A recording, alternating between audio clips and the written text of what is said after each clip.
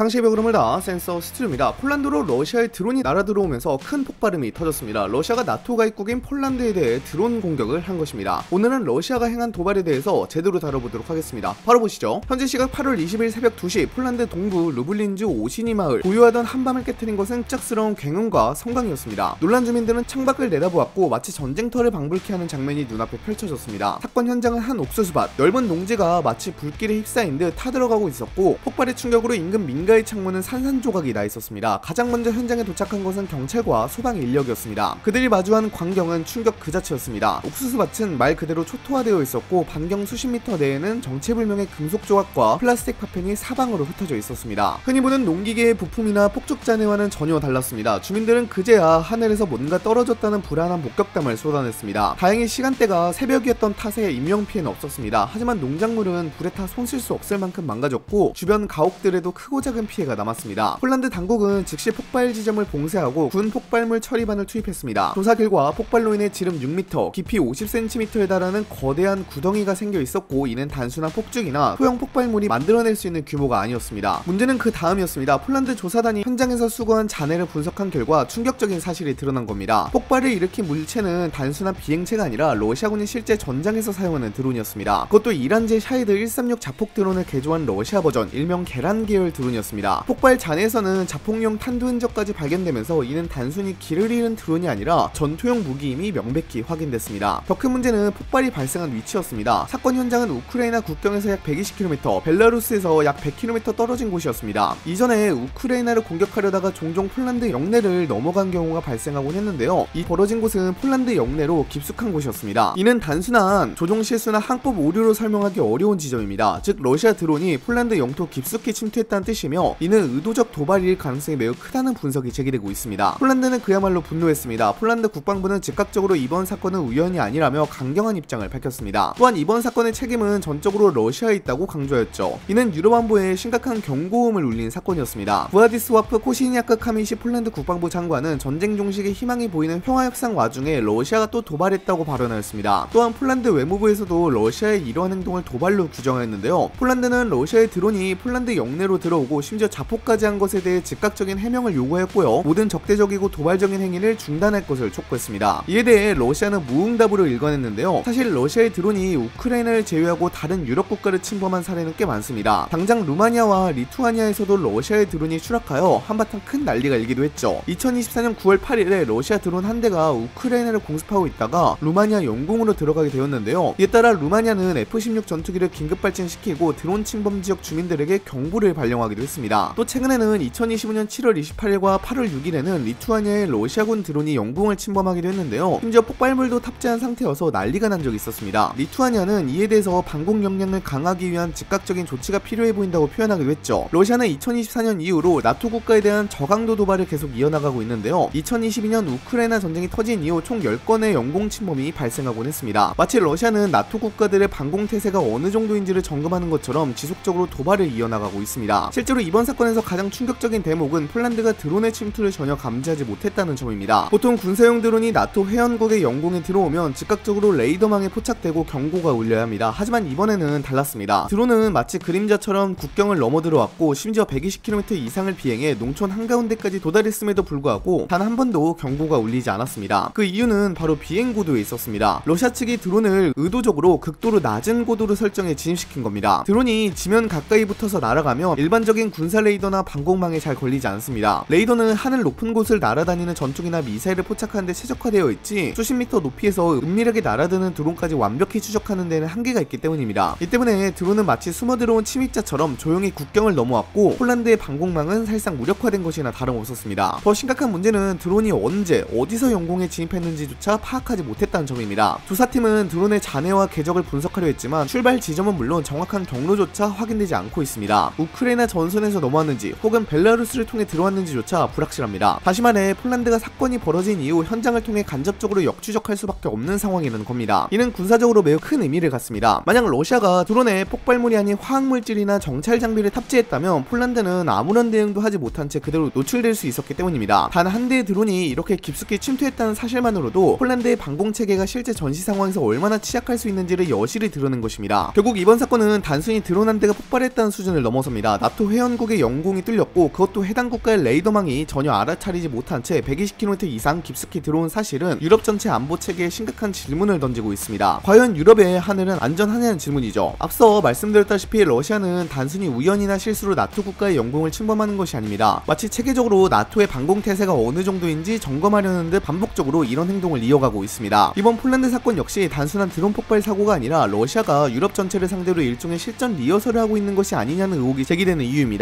현재 유럽 전역은 러시아의 움직임에 극도의 불안감을 느끼고 있습니다. 실제로 독일은 2029년까지 러시아가 나토에 대한 대규모 공격을 감행할 수 있다는 전망을 내놓으며 공식적으로 경고했습니다. 단순한 전문가 분석이 아니라 유럽 최대 국가 중 하나의 정부 차원에서 이런 발언이 나왔다는 점은 그 자체로 유럽 안보 지형이 심각하게 흔들리고 있다는 방증입니다. 게다가 2025년 7월 5일 나토 사무총장 마크 루터는 뉴욕타임스와의 인터뷰에서 더욱 충격적인 시나리오를 제시했습니다. 그는 만약 중국이 대만에 무력을 행사했다면 시진핑은 푸틴에게 나토 영토 공격을 요청할 가능성이 있다고 말했습니다. 이 발언은 단순한 가정이 아닙니다. 즉 중국이 인도태평양 지역에서 긴장을 고조시킬 때 러시아가 동시에 유럽 전선을 흔들어 나토의 시선을 분산시키는 이중전선 전략이 현실화할 수 있다는 경고했던 겁니다. 폴란드 총리 도널드 투스크 역시 이름에 2027년 러시아가 유럽 침공에 나설 수 있다고 발언했습니다. 만약 이런 경고가 단 한두 명의 분석가나 언론 패널에게서 나온 이야기였다면 과장된 추측이라 치부할 수도 있었을 겁니다. 하지만 지금은 다릅니다. 총리, 정부, 나토 사무총장과 같은 정상급 인사들이 잇따라 같은 맥락의 경고를 내놓고 있습니다. 따라서 단순한 소문이나 음모론이 아니라 실제 정책 결정권자들 사이에서 공유되고 있는 현실적 위협 인식이라고 봐야 합니다. 특히 러시아가 최근 들어 지속적으로 드론을 활용해 나토 국가들의 영공을 교란하고 있다는 점은 단순한 우연으로 보기 어렵습니다. 단순히 군사적 공격 목적뿐만 아니라 나토 국가들의 레이더망이 얼마나 취약한지, 어떤 방식으로 대응하는지, 긴급 대응 속도는 어느 정도인지를 실시간으로 체크하는 일종의 시험대 역할을 하고 있다는 분석이 지배적입니다. 이는 마치 본격적인 충돌 전에 적의 방어 체계를 미리 탐색하는 군사적 순서와도 같습니다. 결국 이번 사건은 단순히 드론 하나가 폭발한 사건이 아니라 러시아가 유럽 전체를 무대로 장기적 전략을 구상하고 있다는 가능성을 강하게 시사합니다. 나토 국가들이 느끼는 위기감은 단순한 과장이 아니라 실제로 벌어질 수 있는 최악의 시나리오에 대한 합리적 우려라는 점에서 상황의 심각성은 더욱 두드러집니다. 이번 사건은 단순히 폴란드만의 문제가 아니었습니다. 나토 동맹국들은 이를 실질적인 위협으로 느꼈죠. 특히 집단 방위 조항인 나토 5조에 대한 여론이 폴란드 내부에서 다시금 고조되었는데요. 이는 만약 러시아의 도발이 반복된다면 나토 전체가 개입할 수 있음을 의미합니다. 실제로 미국은 이번 사건 직후 폴란드의 안보는 곧 나토 전체의 안보라는 메시지를 내며 연대 의지를 천명했습니다. 폴란드 내부에서도 대응 강화를 요구하는 목소리가 커지고 있습니다. 폴란드군은 더 강력한 군사력을 키워야 한다고 발언하고 있죠. 당장 폴란드의 경우에는 만약에 러시아가 유럽을 침공하게 되면 거의 1순위급으로 공격을 당할 지점이다 보니까 폴란드의 이런 반응은 어쩌면 당연할 수 있을 것 같습니다. 당장 자국이 공격당하기 직전인데 누구나 이런 반응일 겁니다. 여러분들은 현재 폴란드에 러시아 드론이 들어가 자폭까지 한 것에 대해서 어떻게 생각하시나요? 댓글로도 작성해 주시기 바랍니다. 이상 영상 마치도록 하겠습니다. 감사합니다.